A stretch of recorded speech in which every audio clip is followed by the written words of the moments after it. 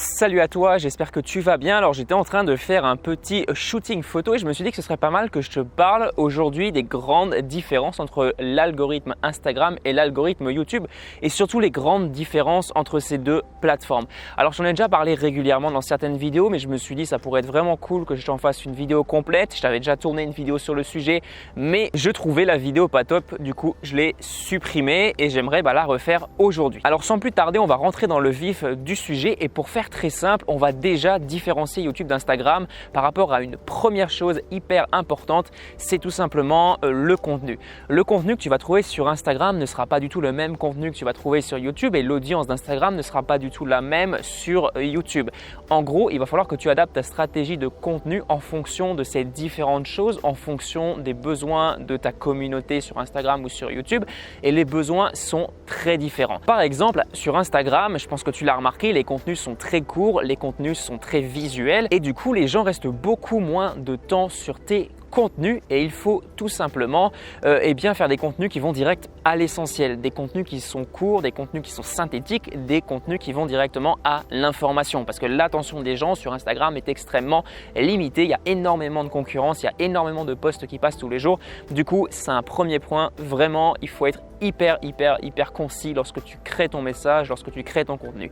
Deuxième plateforme, YouTube. Qu'est-ce qui se passe sur YouTube? La grande différence avec ça sur YouTube, c'est tout simplement que, en règle générale, quand quelqu'un va sur YouTube, il entre une requête, il veut savoir quelque chose et du coup, il a un petit peu plus de temps devant lui. En gros, il est prêt à regarder une vidéo de 5 minutes, une vidéo de 10 minutes et peut-être pourquoi pas une vidéo de 20 minutes. Par contre, chose très importante, aujourd'hui, c'est exactement la même chose sur YouTube que sur Instagram. Alors, en beaucoup moins important, bien entendu, mais l'attention des gens est de plus en plus faible. Donc du coup, c'est obligé vraiment de partager ton message de la manière la plus synthétique possible. Pareil sur cette plateforme. Alors bien sûr, tu peux créer des contenus plus longs.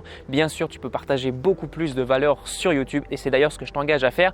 Mais par exemple, si tu as envie de partager beaucoup de valeur, ne fais pas des vidéos de 30 minutes, fais plutôt des vidéos de 5 minutes. Dans ces vidéos de 5 minutes, tu vas partager une petite info. Alors je sais que c'est extrêmement difficile. En tout cas, pour moi, c'est difficile. J'ai du mal à faire des vidéos de moins de 10 minutes. D'ailleurs, j'essaye de faire une vidéo de 5 minutes pour cette vidéo, mais je pense que ça va être impossible.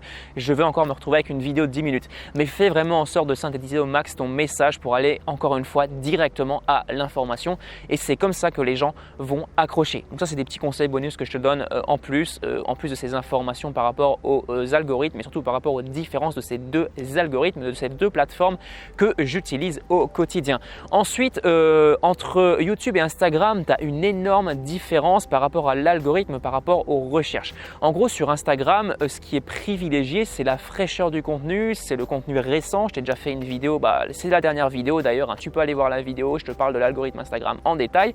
Alors que sur YouTube, c'est complètement différent. Sur YouTube, c'est vraiment basé sur des mots-clés, sur des recherches. Alors sur Instagram aussi par les hashtags, mais sur YouTube, c'est beaucoup plus axé sur le long terme. En gros, tu as des mots-clés qui seront recherchés pendant 5 ans, pendant 10 ans et potentiellement ta vidéo a la possibilité d'être mise en avant pendant cette période sur ce mot-clé, si tu es bien référencé. Je sais pas si tu as vu, mais depuis avant, je cligne des yeux comme ça doit être vraiment chelou dans la vidéo. C'est la lumière qui me pète les yeux. Bref, c'est pas grave, j'ai pas mes lunettes de soleil et j'espère que ça va pas être trop dérangeant. Alors, pour en revenir à nos moutons, sur Instagram, c'est complètement différent. Tu peux mettre des hashtags sur ta publication, ok, ça c'est cool, mais par contre, ta publication ne restera pas un an dans le hashtag, à moins que ton hashtag fasse seulement une publication et du coup, là, tu resteras toute la vie dans ce hashtag parce que tu es le seul à utiliser ce hashtag. Par contre, dans les hashtags populaires, c'est complètement différent. Il va falloir vraiment que tu publies régulièrement en fait. Parce que si tu publies plus, tes publications ne sont plus placées dans les hashtags. Du coup, il n'y a plus rien qui se passe sur ton compte Instagram. Et ça, c'est relativement chiant. Personnellement, c'est un truc qui m'énerve sur Instagram. C'est que j'ai un peu l'impression de fournir du contenu pour rien. Alors pour ça, il y a des solutions bien sûr. Si tu n'as pas envie de créer du contenu pour rien sur Instagram, je t'en reparlerai dans de prochaines vidéos. Voilà, je vais beaucoup te parler de création de contenu dans les prochains temps. Il y a de gros changements qui arrivent, je te tease un petit peu le truc, mais dans tous les cas, ce qui me fait vraiment chier sur Instagram, c'est que le contenu, si tu crées exprès du contenu pour Instagram, ton contenu va littéralement partir à la poubelle au bout de quelques jours parce que plus personne ne le verra. Alors bien sûr, tu as la possibilité de le repartager, mais ça ne se fera pas en automatique. Sur YouTube, c'est complètement différent. Tu places ta vidéo, comme je te l'ai dit juste avant, mais ta vidéo peut être positionnée pendant des années et ça, c'est plutôt cool. Et d'ailleurs, lorsque tu fais une vidéo, on imagine la vidéo ne fonctionne pas trop sur YouTube, eh bien rien n'empêche l'algorithme YouTube de mettre ta vidéo en avant peut-être dans 6 mois, peut-être dans 1 an. Moi personnellement, ma vidéo la plus vue sur la chaîne YouTube, les premiers mois, elle a fait que dalle de vues. C'était d'ailleurs une des vidéos les moins performantes et pourtant, au bout de 6 mois, comme par magie, alors c'est pas comme par magie parce que je l'ai référencé, YouTube l'a mise en avant et maintenant elle atteint presque les 110 000 vues. Donc c'est plutôt intéressant comme résultat. Ça sur Instagram, ça se passe pas comme ça. Tu publies un post, ton post il fonctionne. Ok, c'est super, tu attires des abonnés, il ne fonctionne pas, eh bien tu n'attires personne et du coup ton post a servi à rien et ça c'est pas cool. Et ça c'est vraiment le grand critère, le truc qui me fait penser qu'aujourd'hui Instagram est bien inférieur à YouTube sur le long terme. Clairement, aujourd'hui si tu veux lancer un truc sur le long terme, créer une communauté sur le long terme, ne te contente pas seulement d'Instagram. Alors tu peux l'utiliser pour commencer, tu peux lancer ta chaîne YouTube après, mais moi je te conseille de faire les deux en même temps. Alors les deux en même temps, beaucoup de personnes vont dire non, ne te lance pas sur 2 plateformes en même temps, ne te lance pas sur 3 plateformes en même temps. Je suis plus trop d'accord avec ça et encore une fois, je vais te reparler très prochainement, je vais t'expliquer exactement comment faire et surtout comment être hyper productif sur les réseaux sociaux. Et c'est ça vraiment la clé aujourd'hui pour perdurer sur le long terme. Si aujourd'hui tu te lances seulement sur une plateforme, par exemple Instagram, qui n'est pas faite pour durer sur le long terme, en gros quand tu n'es pas là, il n'y a rien qui se passe. Eh bien, c'est un petit peu, alors pas une perte de temps, mais c'est un petit peu risqué je trouve. C'est un petit peu risqué parce qu'on imagine, tu as un business qui tourne, tu fais des vues sur ton compte Instagram parce que tu publies, tu fais des likes, tu fais des commentaires, tu fais des abonnés, tu fais des clients, tu tombes malade et c'est des choses qui peuvent arriver, tu tombes malade pendant 1 mois, je sais pas, tu dois te faire opérer, alors je te le souhaite pas, mais c'est des choses qui arrivent, eh bien plus rien ne se passe clairement et tu reviens 1 mois ou 2 mois après, c'est fort possible si tu n'es pas très bien placé sur le marché, c'est fort possible que tout le monde t'ait oublié et ça c'est pas cool du tout.